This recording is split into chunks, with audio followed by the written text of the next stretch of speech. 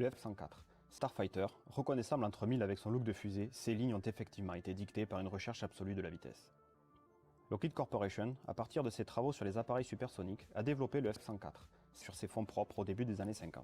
Ne respectant donc aucun cahier des charges, mais s'inscrivant dans la lignée des Century Fighter, dans laquelle chaque machine pousse l'innovation technique à son paroxysme, il va être conçu par les équipes de Clarence Kelly Johnson comme intercepteur autour de deux principaux éléments, fournis tous deux par General Electric. Le moteur, le J-79, et le canon, le M61. Le J-79 doit fournir un peu plus de 7 tonnes de poussée avec réchauffe, ce qui est tout simplement énorme pour l'époque. Intégré au design épuré de la machine et à sa cellule légère, moins de 9 tonnes tout plein fait, le J-79 doit permettre des performances hors du commun. Voler à Mach 2 en altitude et mettre à peine 2 minutes 20 pour atteindre 10 000 mètres une fois les freins lâchés sur la piste.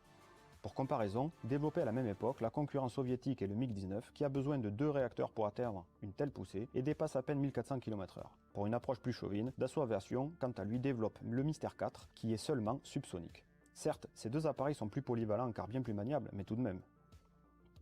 Quant au canon, General Electric a surnommé sa machine Vulcain. Issu de la mythologie romaine, il s'agit du dieu de la forge et du feu.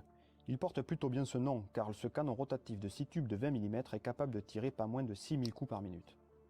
Cela fait tout de même 100 obus à la seconde, c'est-à-dire 13 kg chaque seconde envoyés à plus de 1000 mètres à la seconde en sortie de bouche. Et pour parfaire son efficacité s'il le fallait, il est arraisonné à plus de 700 obus avec un panachage d'obus perforants, incendiaires et explosifs. Il n'a qu'un seul défaut, il faut presque une seconde entre l'appui sur la gâchette et le tir, le temps nécessaire au moteur électrique de 15 chevaux d'entraîner l'ensemble. Le Starfighter fera son premier vol en 1954, avec aux commandes le non moins légendaire Chuck Yeager. Enthousiasmé par ses performances, l'US Air Force prévoit de commander l'avion à Lockheed en grande quantité. En effet, la plus grande menace en cette période de guerre froide provient de possibles attaques de lourds bombardiers soviétiques de haute altitude. Ainsi, le F-104 semble être la meilleure des défenses. Et ce, même s'il possède des défauts inhérents au concept. Les fines et courtes ailes trapézoïdales rendent l'avion peu maniable, et les vitesses de décrochage et surtout d'atterrissage sont très élevées. De plus, il est impossible de mettre du carburant dedans. Malheureusement, les problèmes de jeunesse de la machine et de ses équipements vont s'accumuler, et leur mise au point prendra 4 longues années. La mise en service du Starfighter ne se fera qu'en 1958.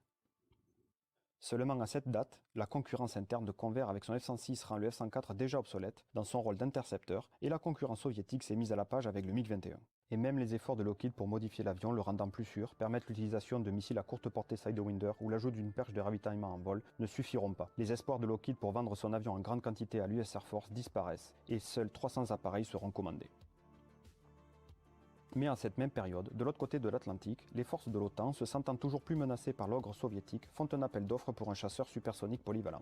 Et même s'il ne l'est pas, Lockheed va tout miser dessus pour sauver sa machine, et contre toute attente va remporter ce juteux marché.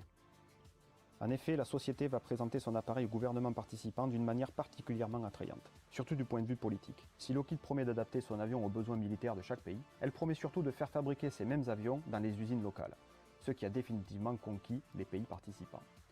Et ainsi, le F-104G voit le jour, G pour Germany, une version renforcée pour le vol à basse altitude et l'emport de bombes, avec une capacité tout temps avec sa centrale inertielle, un calculateur de bombardement et un nouveau radar pouvant repérer les cibles vers le bas.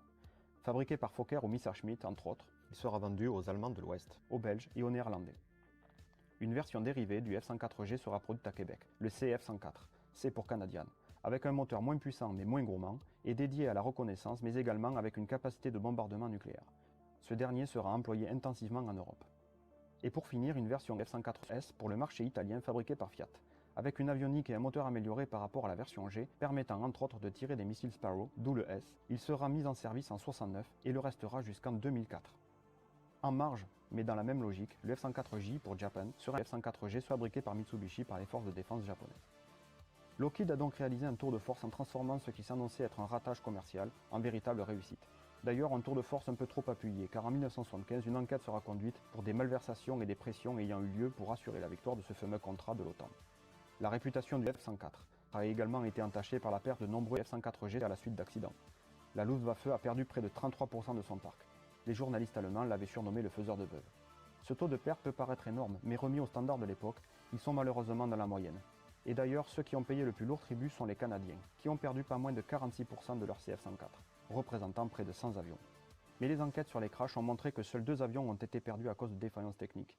La quasi-totalité des pertes était donc due au mauvais temps, à la vitesse, en basse altitude ou même l'injection d'oiseaux. Il faut bien se rendre compte que la charge de travail des pilotes était monstrueuse, avec une avionique sommaire aux standards actuels, une vitesse élevée et des altitudes faibles.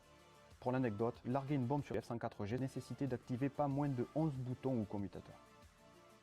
Si le F-104 aura été le premier chasseur en production à atteindre Mach 2 et le premier à emporter des missiles Sidewinder, et même si certains de ses exploits n'ont pas été abordés dans cette vidéo, fabriquer ce long tube d'aluminium à plus de 2500 exemplaires est peut-être son plus grand record.